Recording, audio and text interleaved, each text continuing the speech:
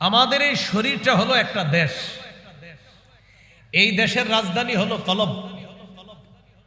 এই কলব নামক রাজধানী আর এই দেহ নামক দেশের অঙ্গ প্রত্যঙ্গ হলো এক একটা অঙ্গরাজ্য। হাত একটা অঙ্গরাজ্য, কান একটা অঙ্গরাজ্য, পা একটা অঙ্গরাজ্য, আর কলবটা হলো রাজধানী। রাজধানী ঠিক থাকবে, আমার দেহের যদি বর্ডার ঠিক থাকে, বর্ডার হলো দুইটা, এক হলো চোখ আর এক হলো মুখ। এই দুই বর্ডার দিয়ে যদি শত্রু মুক্ত রাখা যায় কলবকে, সেই কলবে আল্লাহ নূর তৈরি করে দিবে। বর্ডার দুইটা, চোখ মুখ, এই দুই জায়গায় সেভ রাখতে হবে। বর্ডার, যে বর্ডার কঠিন নিরাপত্তা দিতে হবে এখানে, এখান দিয়ে যেন কোনো শত্রু কলবে প্রবেশ না করে। এই জন্য কালাইরকান্দি মাদ্রাসার ছাত্র যারা, অভিভাবক যারা আছেন, ছাত্র যারা কোরআন হাদিস পড়ে যারা, ওদের প্রথম শর্ত ওরা গুনাহ করতে পারবে না, বিশেষ করে চোখ আর মুখের গুনাহ। কারণ চোখ দিয়ে ওরা কোরআন দেখে, মুখ দিয়ে ওরা কোরআন পড়ে। এই দুই জিনিস দিয়ে ওদের কলবে যেন কোনো নাপাকি না ঢুকে। কারণ কলবে নাপাকি থাকলে সেখানে কোরআন থাকবে না, সেখানে হাদিস থাকবে না। কোরআন নূর, হাদিস নূর, এই আলো রাখতে হবে পাক সাফ কলবের মধ্যে। এই জন্য এখান থেকে গুনাহ বের করতে হবে। সোজা হিসাব, গ্লাসের মধ্যে এক ফোঁটা প্রস্রাব আছে, এখানে কেউ দুধ রাখবেন না। আগে পাত্র সাফ করতে হবে, এরপর এখানে কোরআন সুন্নাহ রাখতে হবে। এটাই তো আল্লাহ কোরআনে বলছে। ইব্রাহিম নবী দোয়া করছে, রব্বানা ওয়া বা'আস ফীহিম রাসূলাম মিনহুম ইয়াতলু আলাইহিম আয়াতিক। ওলামা হযরত আছেন, মনোযোগ দিয়ে একটু শুনি আমরা সবাই, দেখেন কি আজীব জিনিস এখানে। রব্বানা ওয়া বা'আস ফীহিম রাসূলাম মিনহুম ইয়াতলু আলাইহিম আয়াতিক ওয়া ইউআল্লিমুহুমুল কিতাবা ওয়াল হিকমাতা ওয়া ইউযাক্কিহিম। ইব্রাহিম নবী বললেন, আল্লাহ এমন একজন রাসূল পাঠান যে রাসূল ইয়াতলু আলাইহিম আয়াতিক, আপনার কোরআনের আয়াতগুলো তেলাওয়াত করবে। দেখেন, 1 2, ওয়া ইউআল্লিমুহুমুল কিতাব, যে রাসূল জাতিকে কিতাব শিক্ষা দিবে, সাহাবীদেরকে কিতাব শিক্ষা দিবে। 3, ওয়াল হিকমা, সুন্নাহ শিক্ষা দিবে, হাদিস শিক্ষা দিবে। 4, ওয়া ইউযাক্কিহিম, তাদের আত্মা পরিশুদ্ধ করবে, তাদের কলব পরিশুদ্ধ করার কাজ করবে। বলেন তো আত্মশুদ্ধির সিরিয়ালটা ইব্রাহিম নবী কয় নম্বরে রাখছে? 4। কত? আল্লাহ ইব্রাহিম নবীর এই দোয়া 4টাই কবুল করছে, বাকি সিরিয়ালটা আল্লাহ তাআলা ওইটা ঠিক রাখেন না। ইব্রাহিম নবীরটা, ইব্রাহিম নবীর আবেদন ছিল 4টার, কিন্তু সিরিয়ালে ইব্রাহিম নবী 4 নম্বরে বলছে আত্মশুদ্ধির কথা। আল্লাহ দোয়া কবুল করছেন, ইব্রাহিম আমি আপনার দোয়াটা কবুল করেছি।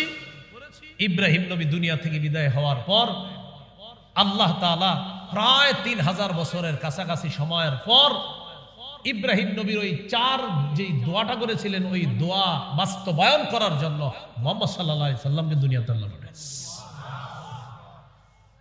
এখন একটু আমার কাছে বলেন তো, আত্মশুদ্ধির কথা ইব্রাহিম নবী সিরিয়ালে কত নম্বরে বলছে? 4। আল্লাহ তাআলা বলে, কি বলে দেখেন, ওয়াল্লাযী বা'আসা ফিল উম্মিয়িনা রাসূলাম মিনহুম ইয়াতলু আলাইহিম আয়াতিহি। আল্লাহ তাআলা তাদের মাঝে একজন রাসূল প্রেরণ করলেন, যে রাসূল তাদেরকে কোরআন শিখায়, ইয়াতলু আলাইহিম আয়াতি, কোরআন তেলাওয়াত করে। তাহলে 1 নাম্বার সিরিয়াল ঠিক আছে। ইব্রাহিম নবীও বলছে 1 নাম্বার তিলাওয়াত। এরপরে আল্লাহ বলেন ইয়াতলু আলাইহিম আয়াতিহি ওয়া ইউযাক্কিহিম, তাদের আত্মা পরিশুদ্ধ করবে। ইব্রাহিম নবী 2 নাম্বারে এটা বলে নাই। আত্মা পরিশুদ্ধ কয় নাম্বার বলেছিলেন? 4। আল্লাহ তাআলা বলেন ইয়াতলু আলাইহিম আয়াতি, 1 নাম্বার কোরআন তেলাওয়াত করবে। 2 নাম্বার ওয়া ইউযাক্কিহিম, তাদের আত্মা পরিশুদ্ধ করবে। 3, ওয়া ইউআল্লিমুহুমুল কিতাব, তাদেরকে কোরআন শিখাবে। 4, ওয়াল হিকমাতা, তাদেরকে সুন্নাহ শিখাবে। তাহলে 4টাই ঠিক আছে, কিন্তু 4 নাম্বার সিরিয়ালটা আল্লাহ নিয়ে আসছে 2 নাম্বারে। কয় নাম্বারে? কেন? এবার দেখেন, ইব্রাহিম নবী 2 নাম্বারে বলছে শিখাবে, কোরআন শিখাবে। 3 নাম্বারে বলছে হাদিস শিখাবে। আল্লাহ দোয়াটা কবুল করেন। 4 নাম্বারে বলছে আত্মশুদ্ধি।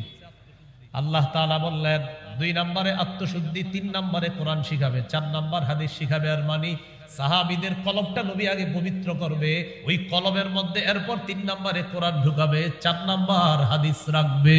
সুবহানাল্লাহ, বুঝছেন নি সবাই? আত্মশুদ্ধির সিরিয়াল ইব্রাহিম নবী 3 বলেছিলেন 4-এ, আল্লাহ নিয়ে আসলেন 2-এ। কেন? নবী প্রথমে তেলাওয়াত করবে, 2 সাহাবীদের অন্তর পরিশুদ্ধ করবে, 3 ওই পরিশুদ্ধ করার পর পাক সাফ অন্তরে রাসূল সাল্লাল্লাহু আলাইহি ওয়াসাল্লাম কোরআন শিখাবে, ওয়াল হিকমা 4 সুন্নাহ শিখাবে। আগে কলবটা সাফ করবে, এরপর কোরআন হাদিসের নূর সাহাবীদের কলবে ঢুকাবে। তাহলে কি শিখলাম? রাজধানী ঠিক রাখতে হবে, কলব কলব, এই রাজধানীকে ঠিক রাখতে হবে। এই রাজধানীতে জিহ্বা দিয়ে, জবান দিয়ে, চোখ দিয়ে কোনো গুনাহ যেন প্রবেশ না করে। আল্লাহ কথাগুলা বুঝার তৌফিক দান করে। 5টি আযাব, 5টি গজব, 5টি শাস্তি, 5টি অপছন্দনীয় জিনিস তোমাদের জীবনে আসার আগে 5টি পছন্দনীয় জিনিসকে তোমরা মূল্যায়ন করো। 1 নাম্বার, শাবাবাকা ক্বাবলা হারামিক, বুড়া হওয়ার আগে যৌবন বয়সটাকে মূল্যায়ন করো। যৌবনকে মূল্যায়ন করো বৃদ্ধ হওয়ার আগে। যৌবনে আপনি 100 বার সুবহানাল্লাহ পড়তে যে স্বাচ্ছন্দ্য বোধ করবেন, 100 বছর বয়স যদি আল্লাহ আপনাকে দেয়, তখন আপনার মন চাইলেও আপনি ইবাদত বেশি করতে পারবেন না, কারণ শরীর সায় দিবে না। আপনি যৌবনে আপনি লম্বা সময় দাঁড়ায় নামাজ পড়তে পারবেন, কিন্তু আপনার বয়স যখন হয়ে যাবে তখন আপনার মন চাইলেও আপনি লম্বা সময় নামাজে দাঁড়িয়ে থাকতে পারবেন না। যৌবনকে মূল্যায়ন করা। আবু দাউদের হাদিস 1449 নম্বর হাদিস, 1449। عن عبد الله بن حبشي الخثعمي رضي الله تعالى عنه أن رسول الله صلى الله عليه وسلم سئل أي الأعمال أفضل يا رسول الله। নবীকে প্রশ্ন করা হলো, কোন আমল সবচেয়ে শ্রেষ্ঠ আপনার কাছে জানতে চাই। নবীজি বললেন, তুলুল কিয়াম, লম্বা সময় নামাজে দাঁড়িয়ে থাকা, এটা হলো আল্লাহর কাছে সবচেয়ে শ্রেষ্ঠ আমল। সুবহানাল্লাহ। কিন্তু আপনি বয়স হয়ে গেলে চাইলেও পারবেন না লম্বা সময় দাঁড়ায় থাকতে। এই জন্য নবী বললেন যৌবনকে মূল্যায়ন করুন। তো প্রশ্ন করলেন, ফাআইয়ুস সাদাকাতি আফজালু ইয়া রাসূলুল্লাহ, হুজুর কোন সদকা সবচেয়ে শ্রেষ্ঠ? নবীজি বললেন, জাহাদুল মুখিল্লি, পরিশ্রম করে উপার্জন করবা যে সম্পদ, তোমার এই উপার্জিত সম্পদ থেকে তুমি সামান্য দান সদকা করা, এটা আল্লাহর কাছে শ্রেষ্ঠ সদকা হয়ে যায়। বয়স হয়ে গেলে চাইলেও উপার্জন করতে পারবেন না। কম বয়সে, ইয়াং বয়সে উপার্জনের সময় রিক্সা চালাইলেন, পান দোকানদারি করলেন, অটো চালাইলেন, গাড়ি চালাইলেন, গার্মেন্টসে চাকরি করলেন, ক্ষেত খামারে চাকরি করলেন, কৃষিকাজ করলেন, বদলিগিরি করলেন, টাকা কামাই করলেন, এই কষ্টার্জিত টাকা থেকে 5টা টাকা সদকা করলেন, আল্লাহর কাছে শ্রেষ্ঠ।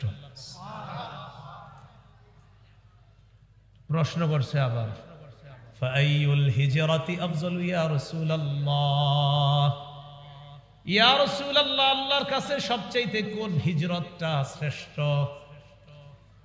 নবীজি বললেন, মান হাজারা মা হারামাল্লাহু আলাইহি, আল্লাহ তাআলা যা হারাম করেছেন এই হারাম থেকে বেঁচে থাকা হলো সবচেয়ে শ্রেষ্ঠ হিজরত।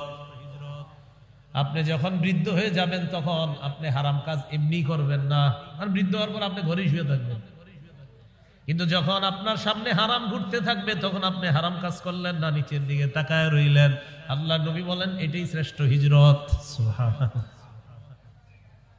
তো আবার প্রশ্ন করলেন, ফাআইয়ুল জিহাদি আফজালু ইয়া রাসূলুল্লাহ, হুজুর কোন জিহাদ সবচেয়ে শ্রেষ্ঠ?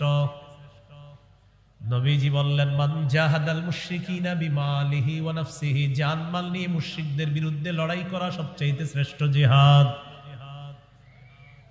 বৃদ্ধ হয়ে যাওয়ার পর জিহাদের ময়দানে আপনাকে নেওয়া হবে না, কারণ আপনি তখন আর জিহাদের ময়দানে কাজে লাগবেন না। ইয়াং বয়স, যৌবন বয়সে জিহাদের ময়দানে আপনাকে অনেক কাজে লাগবে। আবার প্রশ্ন করলেন, ফাআইয়ুল কতলি আশরাফু ইয়া রাসূলুল্লাহ, কোন শাহাদাতটা সবচেয়ে শ্রেষ্ঠ? নবীজি বললেন, মান উহরিকা দামুহু ওয়া উকিরা জাওয়াদুহু, যে ব্যক্তি তার ঘোড়া সহ নিহত হয়, শহীদ হয়, এই শহীদ হলো আল্লাহর কাছে সবচেয়ে শ্রেষ্ঠ শহীদ। তো এই কাজগুলা যৌবনে করা তখন আপনার জন্য সহজ হবে, কিন্তু আপনার বয়স হয়ে যাওয়ার পর এগুলো চাইলেও আপনি করাটা এত আপনার জন্য সহজ হবে না। তাই নবী বললেন 5টা জিনিস মূল্যায়ন করবা। 1, শাবাবাকা ক্বাবলা হারামিক, বৃদ্ধ হওয়ার আগে, বার্ধক্যতায় পৌঁছার আগে তোমার যৌবনকে তুমি মূল্যায়ন করো। আপনারাই বলেন অভিভাবকরা, ছেলে মেয়ের কি অবস্থা? আপনার যুবক ছেলেটার কি খবর, আপনার যুবতী মেয়েটার কি খবর? ঘরের দরজাটা বন্ধ করে তারা অঙ্ক ইংরেজি করতেছে, সেটা আপনাকে বুঝাইতেছে, কিন্তু আপনি জানেনও না তারা কি করতেছে। 2 নাম্বার, ওয়াসিহাতাকা ক্বাবলা সাকামিক, অসুস্থ হওয়ার আগে সুস্থতাকে তুমি মূল্যায়ন করো। এই সোয়েটার গায়ে দে, ঠান্ডা লাগবে না, আব্বা কিচ্ছু হবে না আমার, তা আপনি গায়ে দেন না। আজকে 1 দিন 2 দিন 3 দিন গায়ে দেন না, চতুর্থ দিন লাগছে মাশাআল্লাহ ঠান্ডা করবো। তা আপনি কেন সোয়েটারটা গায়ে দিলেন না যখন প্রচন্ড শীত পড়তেছে? আপনি কেন আপনার সুস্থতাটাকে আপনি মূল্যায়ন করলেন না? সুস্থ অবস্থায় আপনি 100 বার সুবহানাল্লাহ পড়তে পারবেন সহজে, অসুস্থ হওয়ার পরে দেখবেন এমন করে আল্লাহ, পরের বার আল্লাহ আইতে চায় কিন্তু অনেক পরে আসে আল্লাহ। এর মানে সুস্থ অবস্থায় আপনি আল্লাহকে যত সহজে ডাকবেন, অসুস্থ অবস্থায় চাইলেও এত সহজে পারতেছেন না। তাই নবীজি বললেন সিহহাতাকা ক্বাবলা সাকামিক, সুস্থতাকে মূল্যায়ন করো অসুস্থ হওয়ার আগে। এই জন্য আমাদের সুস্থতা ধরে রাখা এটাও সুন্নাহ, সুস্থতার জন্য চেষ্টা করা এটাও সুন্নাহ। আলোচকদেরকে এইগুলা বলা যে হুজুর আসেন আমাদের এখানে ফজরের পরে বয়ান করলেও হবে, এগুলা হলো তার উপর জুলুম করা, আর ওই আলোচক রাজি হয়ে নিজের কষ্ট দেওয়া, সহিহ বুখারীর হাদিসের বিরুদ্ধে আচরণ করা। চুপ হয়ে গেলেন কেন? কারণ এই কাজ তো আপনারা করেন, আমার সাথে তো জীবনে করলেও পারবেন না। না আমার নাম দিলেও আমি আসবো না, আজাইরের সময় নাম দিলে দিয়ে দেয় অনেকে, কিন্তু আমি তো জীবনেও যাব না। সুস্থতাকে মূল্যায়ন করো অসুস্থ হওয়ার আগে, এটা 2 নাম্বার। 3 নাম্বার, রাসূলুল্লাহ সাল্লাল্লাহু আলাইহি সাল্লাম বলেন ওয়াগিনাকা ক্বাবলা ফাকরিক, দরিদ্র হওয়ার আগে তোমার সচ্ছলতা তুমি মূল্যায়ন করো। টাকা পয়সা পকেটে আছে, তখন তুমি এই টাকা পয়সা অর্থ সম্পদগুলা এমন জায়গায় নষ্ট করবা না যেখানে তোমার টাকাটা দিলে হারাম হবে। এমন জায়গায় খরচ করো, রক্তের সম্পর্কগুলা রক্ষা করো। এই রক্তের সম্পর্ক রক্ষা করে তোমার যে অর্থ ব্যয় হবে, টাকা পয়সা খরচ হবে, এর কারণে এক তো তুমি দান করার সওয়াব পাবা, রক্তের সম্পর্ক রক্ষা করার সওয়াব মানে ডাবল সওয়াব পেয়ে যাবা। গিনাকা ক্বাবলা ফাকরিক, টাট জুয়া ক্যারাম বোর্ড খেলা টাকাগুলো নষ্ট করলো না। এটা খেলতে খেলতে এক পর্যায়ে বিবিও বন্ধক রেখে দিতে পারো, বলবা বিবির কানের জিনিসগুলো আছে এগুলো আনতেছি আমি, এরপরও আমার জুয়া আমার অব্যাহত রাখতে হবে। রাসূল বলেন ওয়াগিনাকা ক্বাবলা ফাকরিক, দরিদ্র যখন হয়ে যাবা তখন খুব বিপদে পড়ে যাবা, এটার আগে টাকা পয়সা হালাল আছে পকেটে, এটা কাজে লাগানোর চেষ্টা করো।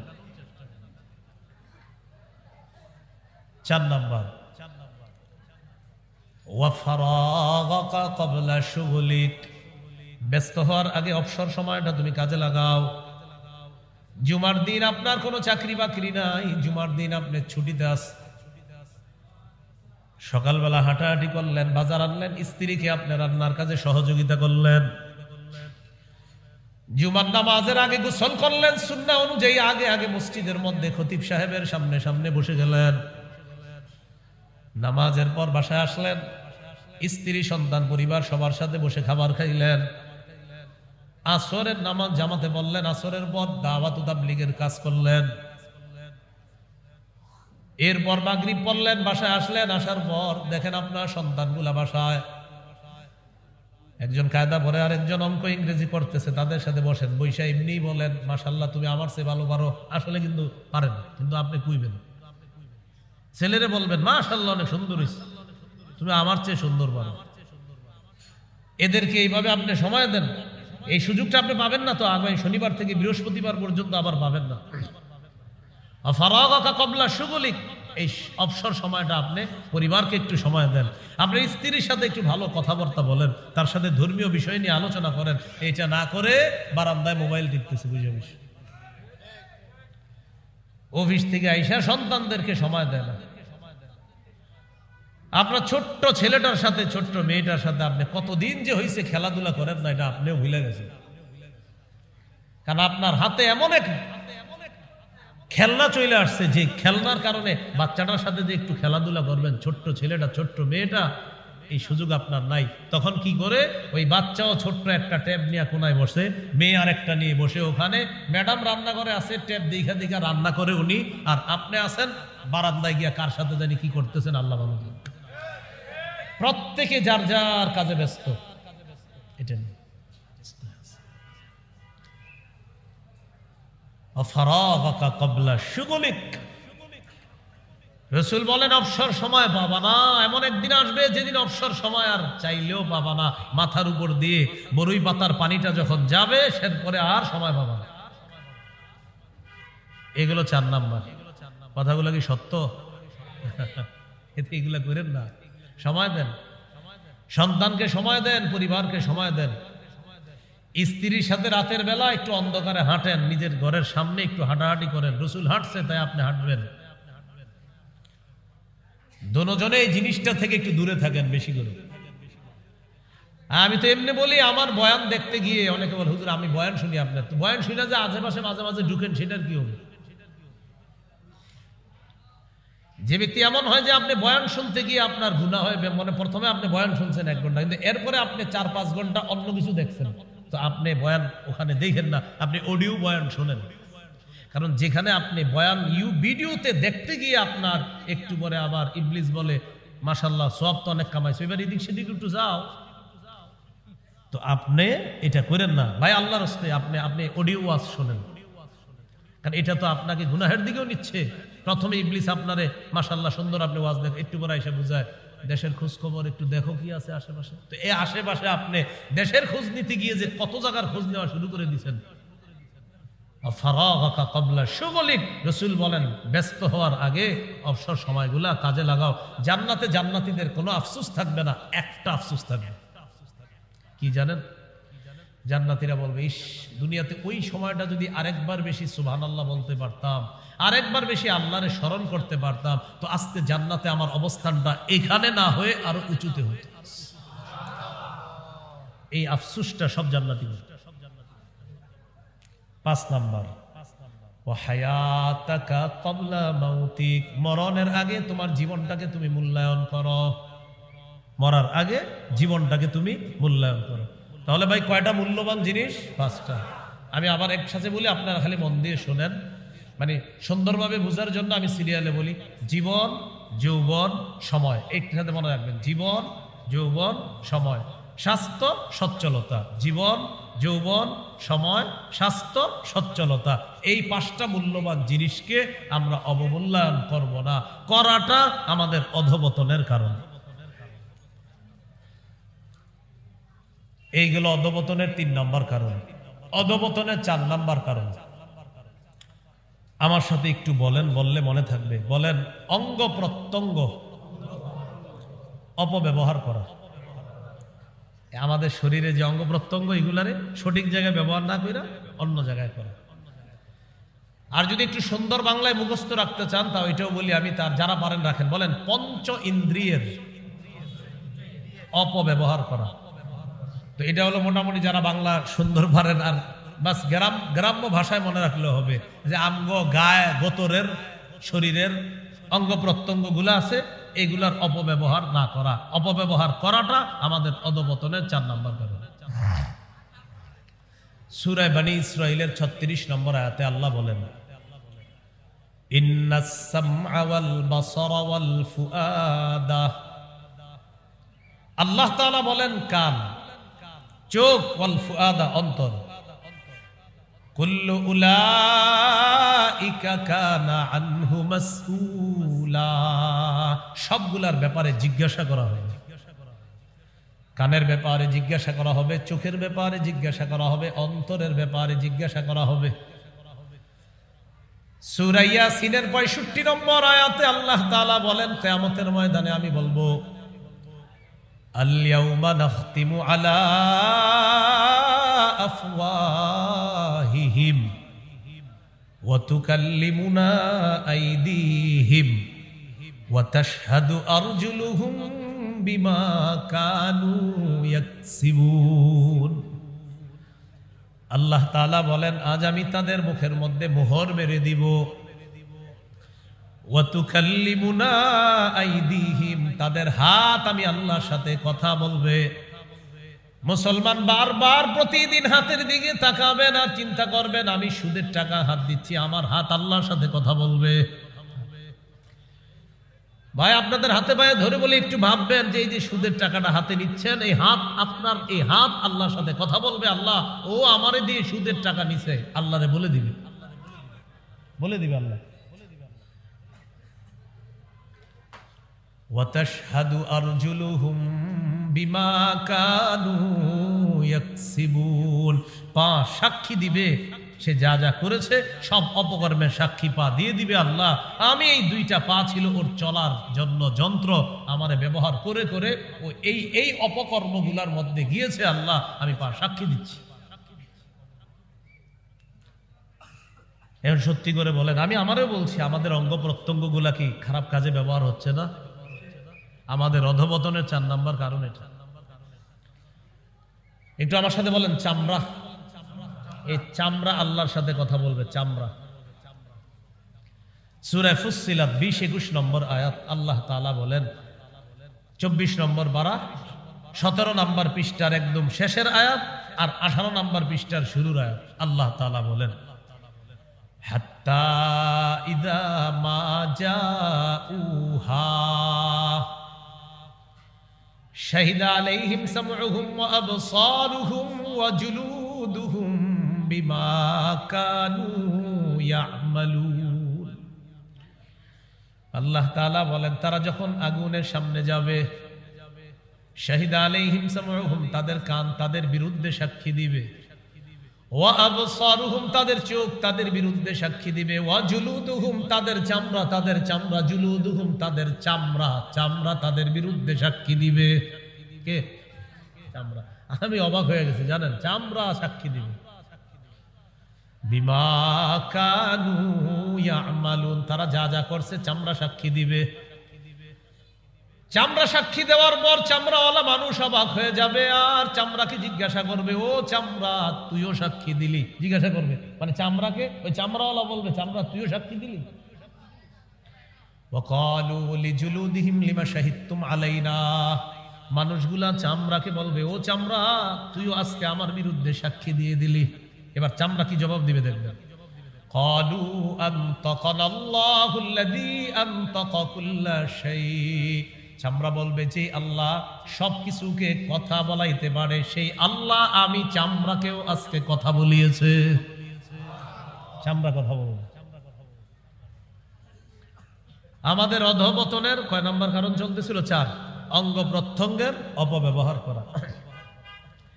আমাদের অঙ্গ প্রত্যঙ্গের মধ্যে একটা সেরা অঙ্গ হলো চোখ। বলেন কি?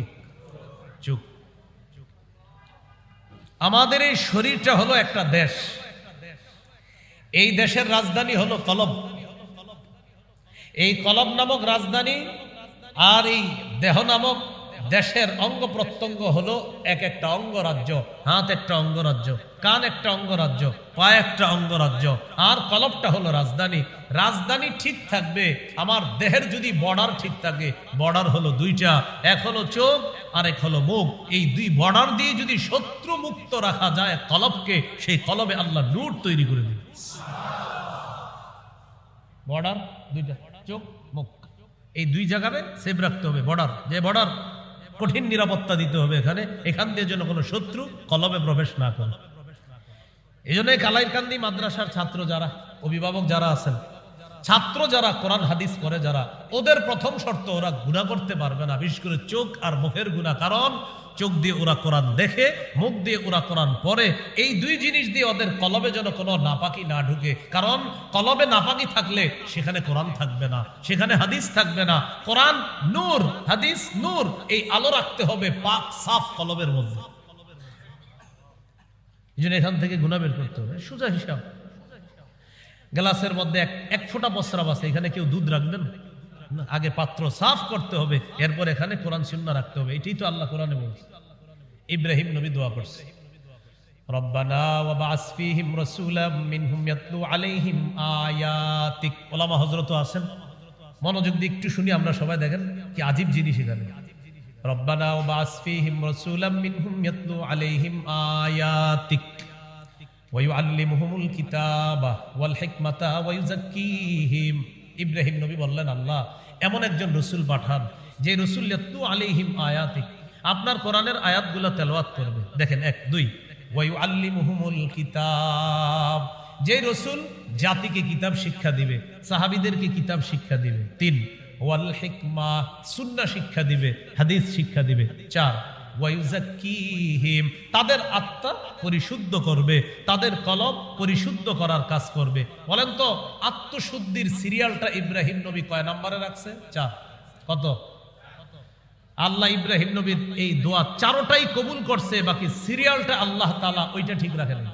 ইব্রাহিম নবীরটা, ইব্রাহিম নবীর আবেদন ছিল 4টার, কিন্তু সিরিয়ালে ইব্রাহিম নবী 4 নম্বরে বলছে আত্মশুদ্ধির কথা। আল্লাহ দোয়া কবুল করছেন, ইব্রাহিম আমি আপনার দোয়াটা কবুল করেছি। ইব্রাহিম নবী দুনিয়া থেকে বিদায় হওয়ার পর আল্লাহ তাআলা প্রায় 3000 বছরের কাছাকাছি সময়ের পর ইব্রাহিম নবীর ওই 4 যে দোয়াটা করেছিলেন, ওই দোয়া বাস্তবায়ন করার জন্য মুহাম্মদ সাল্লাল্লাহু আলাইহি সাল্লামকে দুনিয়াতে আল্লাহ পাঠাইছেন। এখন একটু আমার কাছে বলেন তো আত্মশুদ্ধির কথা ইব্রাহিম নবী সিরিয়ালে কত নম্বরে বলছে? 4। আল্লাহ তাআলা বলে, কি বলে দেখেন, ওয়াল্লাযী বাআসা ফিল উম্মিয়িনা রাসূলাম মিনহুম ইয়াতলু আলাইহিম আয়াতিহি, আল্লাহ তাআলা তাদের মাঝে একজন রাসূল প্রেরণ করলেন, যে রাসূল তাদেরকে কোরআন শিখায়। ইয়াতলু আলাইহিম আয়াতি, কোরআন তেলাওয়াত করে। তাহলে 1 নাম্বার সিরিয়াল ঠিক আছে। ইব্রাহিম নবীও বলছে 1 নাম্বার তিলাওয়াত। এরপরে আল্লাহ বলেন ইয়াতলু আলাইহিম আয়াতিহি ওয়া ইউযাক্কিহিম, তাদের আত্মা পরিশুদ্ধ করবে। ইব্রাহিম নবী 2 নম্বরে এটা বলে নাই। আত্মা পরিশুদ্ধ কয় নাম্বার বলেছিলেন? 4। আল্লাহ তাআলা বলেন ইয়াতলু আলাইহিম আয়াতি, 1 নাম্বার কোরআন তেলাওয়াত করবে। 2 নাম্বার ওয়া ইউযাক্কিহিম, তাদের আত্মা পরিশুদ্ধ করবে। 3 ওয়া ইউআল্লিমুহুমুল কিতাব, তাদেরকে কোরআন শিখাবে। 4 ওয়াল হিকমাতা, তাদেরকে সুন্নাহ শিখাবে। তাহলে 4টাই ঠিক আছে, কিন্তু 4 নাম্বার সিরিয়ালটা আল্লাহ নিয়ে আসছে 2 নম্বরে। কয় নম্বরে? কেন? এবার দেখেন, ইব্রাহিম নবী 2 নম্বরে বলছে শিখাবে, কোরআন শিখাবে। 3 নম্বরে বলছে হাদিস শিখাবে। আল্লাহ দোয়াটা কবুল করেন। 4 নম্বরে বলছে আত্মশুদ্ধি।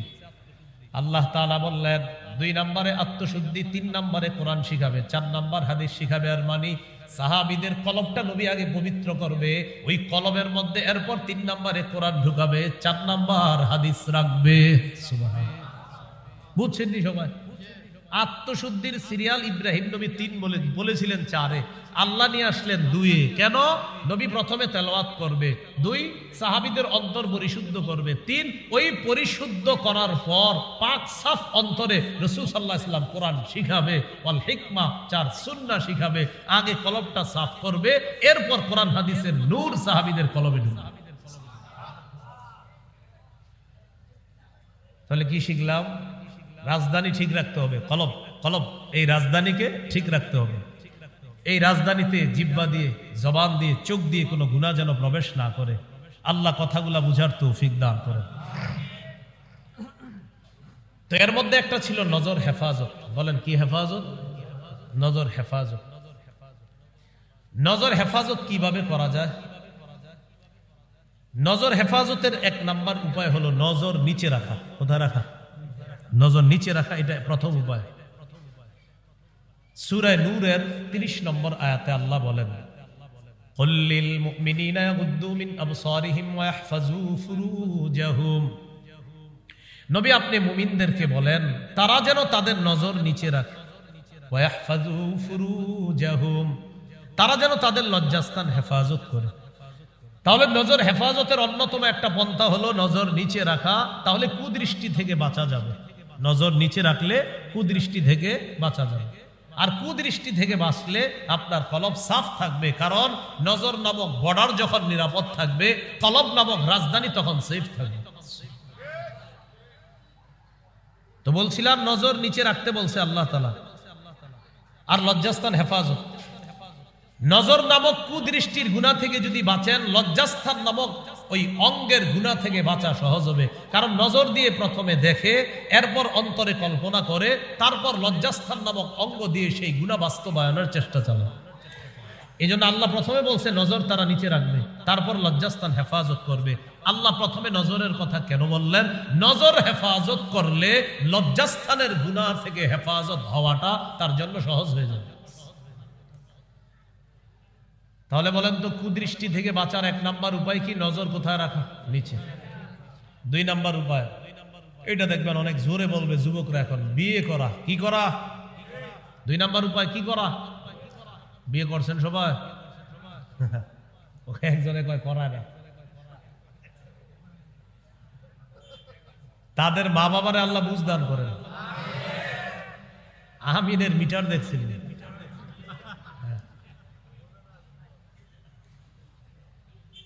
তাহলে ভাই, নজর কুদৃষ্টি থেকে বাঁচার 1 নাম্বার উপায় দৃষ্টি নিচে রাখা। 2 নাম্বার বিয়ে করা। সূরা নিসার 3 নম্বর আয়াতে আল্লাহ বলেন, ফানকিহু মা তাবা লাকুম মিনান নিসা। নারীদের মধ্যে বিয়ের আগে যে নারীটাকে তুমি দেখবা, বিয়ের প্রস্তাব হবে আর তুমি ওই নারীটাকে দেখতে যাবা, সেই নারীকে যদি তোমার পছন্দ হয়, ফানকিহু, তো তোমরা বিয়ে করো। এটা আল্লাহ বললেন। সহিহ বুখারীর বর্ণনা, রাসূলুল্লাহ সাল্লাল্লাহু আলাইহি সাল্লাম বলেন, ইয়া মা'শারাশ শাবাব, হে যুবকরা। কি বলছে? হে যুব সম্প্রদায়, মান ইসতাতা মিনকুমুল বাআ, তোমাদের মধ্যে যারা বিয়ে করার সামর্থ্য রাখে, ফাল্যাতাযাওয়াজ, সে যেন বিয়ে করে নেয়। ফাইন্নাহু আগাদ্দু লিল বাসার, বিয়ে করলে আগাদ্দু লিল বাসার, বিয়ে তার নজর নিচে রাখবে। সুবহানাল্লাহ। বিয়ে তার নজর নিচে রাখবে, বিয়ে তার নজর নিচে রাখবে। ও আহসানু লিল ফারজ, এবং লজ্জাস্থানের গুনাহ থেকে বাঁচা তার জন্য সহায়ক হবে।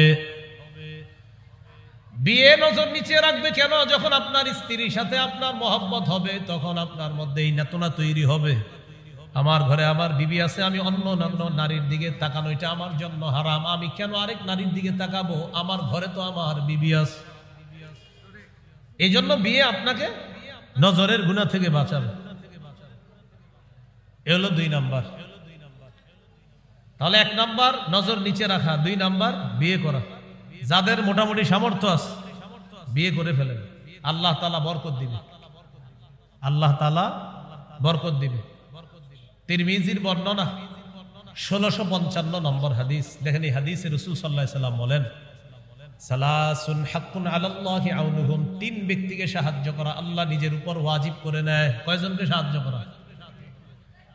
1 নম্বর, আল মুজাহিদু ফি সাবিলিল্লাহ, যে মুজাহিদ আল্লাহর রাস্তায় লড়াই করে তাকে সাহায্য করা আল্লাহ নিজের উপর ওয়াজিব করে নেয়। 2 নম্বর, আল মুকাতাবুল্লাযী ইউরিদুল আদা, চুক্তিকৃত গোলাম, যেই গোলাম তার মনিবের সাথে চুক্তি করে এই পরিমাণ টাকা দিলে তোমাকে আজাদ করে দিব, এই গোলামকে সাহায্য করা আল্লাহ তার নিজের উপর ওয়াজিব করে নেয়। 3 নম্বর, ওয়ান্নাকিহুল্লাযী ইউরিদুল আফাফ, যে ব্যক্তি বিয়ের মাধ্যমে নিজেকে পবিত্র করতে চায়, এই ব্যক্তিটাকে সাহায্য করা আল্লাহ নিজের উপর ওয়াজিব করে নেয়। শর্ত আছে, বিয়ের মাধ্যমে নিজেকে পবিত্র করতে চায়। তো এই বয়ানের পরে আমারে অনেকে গিয়ে বলতে পারে, হুজুর কই, আমি তো বিয়ে করতে চাই, টাকা পয়সা তো আসে না। বলতে পারে, আপনি তো বললেন আল্লাহ তাআলা সাহায্য করা ওয়াজিব করে নেয়, তো আমি তো বিয়ে করতে চাই, আমার আসে না কেন? আপনি শুধু বিয়ে চান না, আপনার আরো কিছু নিয়ত আছে। সে নিয়তগুলো হলো, বিয়ের আগে আপনি আপনার হুবু স্ত্রী যে হবে তাকে আপনার বাপেরও দেখাবেন নিয়ে, আর আপনার আব্বার জন্য আপনার হুবু বিবিকে দেখা বিয়ের আগে সম্পূর্ণ হারাম। এটা আপনার একটা হারাম চিন্তা আছে। 2 নাম্বার হারাম আর একটা চিন্তা আছে, আপনার হুবু বধূকে আপনার দুলাভাই যদি না দেখে তো বিয়ে হবে না।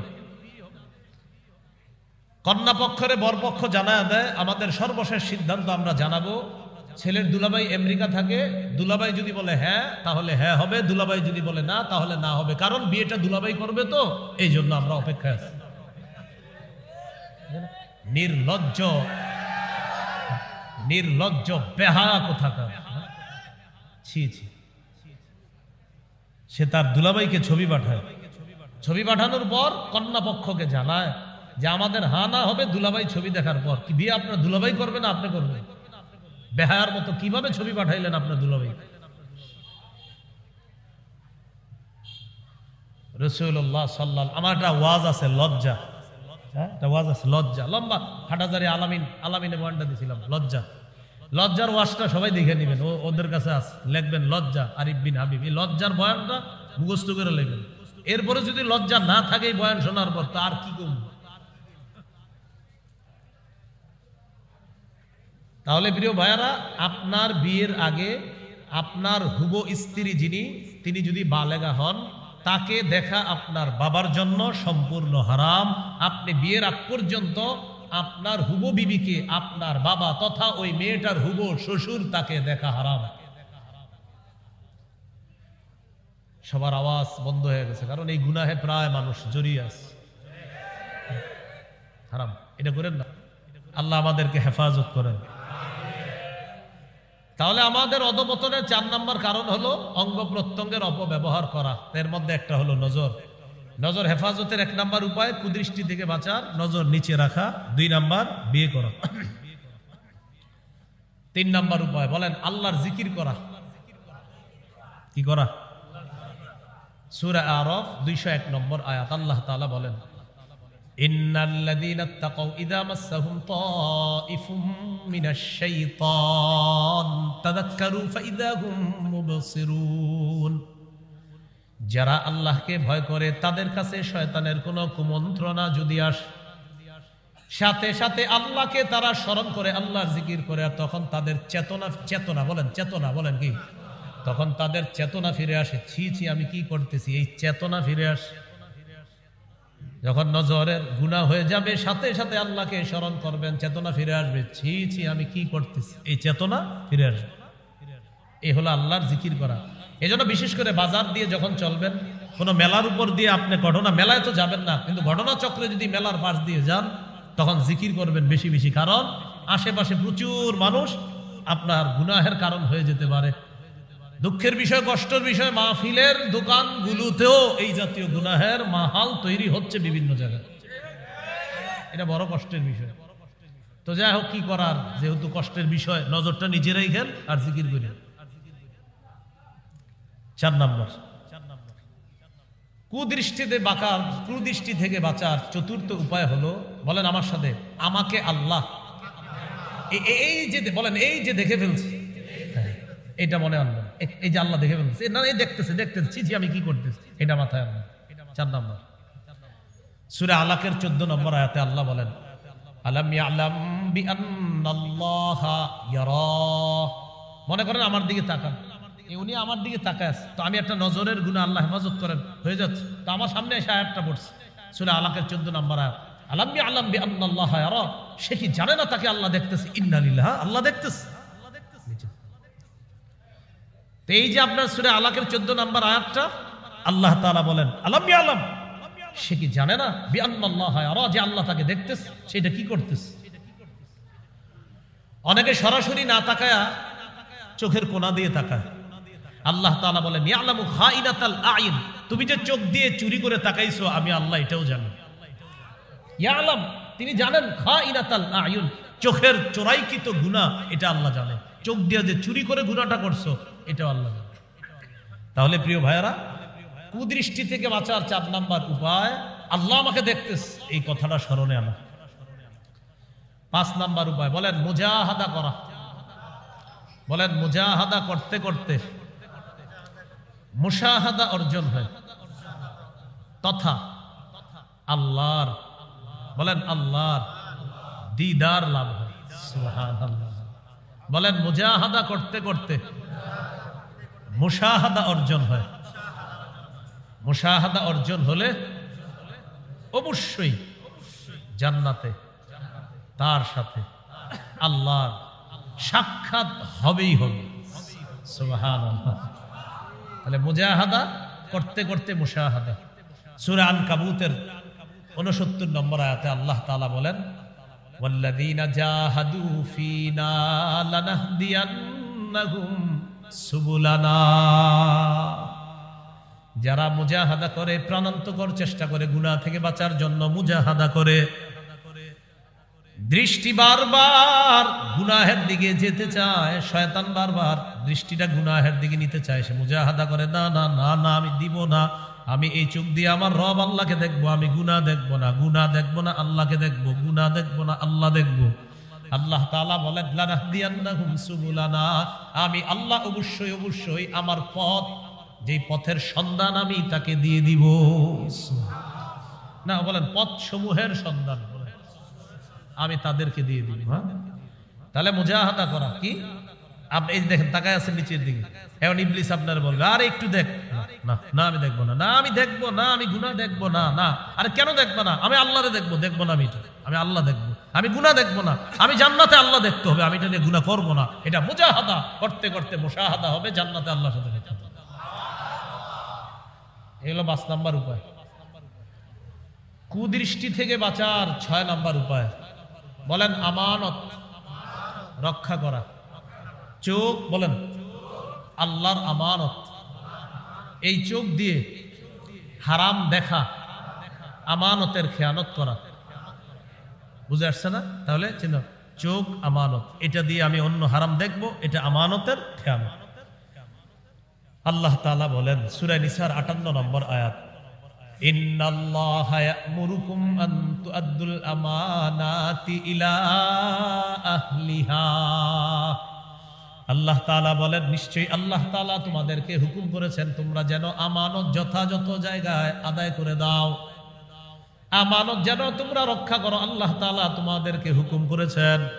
তাহলে চোখ একটা আল্লাহর দেয়া আমানত। এই আমানতের খেয়ানত হলো হারাম জিনিস দেখা। আমরা কখনো এই আমানতের খেয়ানতটা করব না, প্রাণান্তকর চেষ্টা করব ইনশাআল্লাহ। 7 নাম্বার উপায়, বলেন তাকওয়া। কি বলেন তো?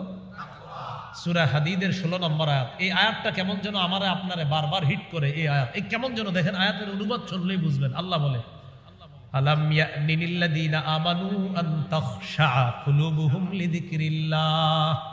ঈমানদারের কি এখনো সুযোগ হয় নাই আল্লাহর একটু ভয় করার? এই ঈমানদার, তোমার কি সুযোগ হয় নাই একটু আল্লাহর ভয় করবা?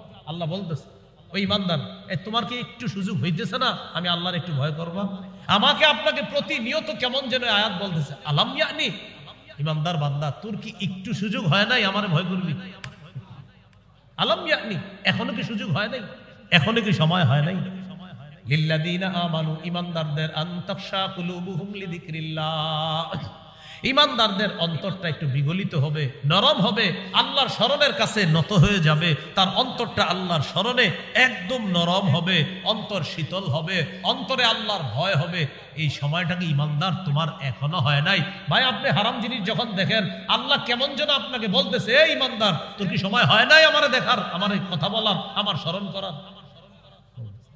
আলাম ইয়ানি, আপনি গুনাহ দেখতেছেন, আল্লাহ তাআলা আপনাকে বলতেন, আলাম ইয়ানি, কিরে তুমি না ঈমানদার, তোমার কি সময় হয় নাই আন তাখশা কুলুবুহুম লিযিকরিল্লাহ, যে তাদের অন্তরটা আল্লাহর স্মরণে একটু বিগলিত হবে? তোমার অন্তরটা কি বিগলিত হওয়ার সময় এখনো হয় নাই? এই 7টা উপায় কুদৃষ্টি থেকে বাঁচার, মনে থাকবেন ইনশাআল্লাহ। তাহলে আমাদের অধপতনের 4টা কারণ জানলাম আমরা। 1 নাম্বার ইসলাম থেকে দূরে সরে যাওয়া, 2 নাম্বার কোরআন থেকে দূরে সরে যাওয়া, 3 নাম্বার, মনে আসেনি 3 নাম্বারটা? আমি বলি 3 নাম্বারটা। 3 নাম্বার জীবন, যৌবন, সময়, স্বাস্থ্য, সচ্ছলতা, এই মূল্যবান জিনিসগুলাকে অবমূল্যায়ন করা। 4 নাম্বার অঙ্গ প্রত্যঙ্গগুলোকে সঠিক জায়গায় ব্যবহার না করা। এই 4টা অধপতনের কারণ আমরা জানলাম। আরো অনেকগুলা কারণ আছে, আজকে 4টা জানলাম। আল্লাহ তাআলা আমাদের সকলকে যেই কথাগুলো আজকে বলা হলো, এই কথাগুলো সবাই আমল করব। প্রিয় ভাইরা, গুনাহ থেকে বেঁচে খাঁটি মুমিন হয়ে কবরে যাব। আল্লাহ তাআলা আমাদের সকলকে একসাথে জান্নাতে সাক্ষাৎ করার তৌফিক দান করুন। ভাই, উঠাউঠি করবেন না, উঠাউঠি করবেন না, হাত উঠান। সামনে যারা আছেন 2 হাত উঠান, সামনে যারা আছেন সবাই সবাই টান টান করে উঠান। আমাদের এই যে ওয়াজটা তখন ক্লাসের মতো হয়েছে না? হাত উঠান, বলেন ক্লাসের মতো হয়েছে কিনা? এত সুন্দর একটা ক্লাস হইল, এখন আমি যা কম একটু শুনবেন না? ইনশাল্লাহ আওয়াজ তো কমে গেছে, আরো জোরে ইনশাল্লাহ। মানে কি রেডিমেড না বাস্তবে? আচ্ছা, হাত নামায় না, হাত নামায় না। তাহলে আমাদের একটা সুন্দর ক্লাস হলো, আমরা কিছু শিখলাম, বলেন আলহামদুলিল্লাহ।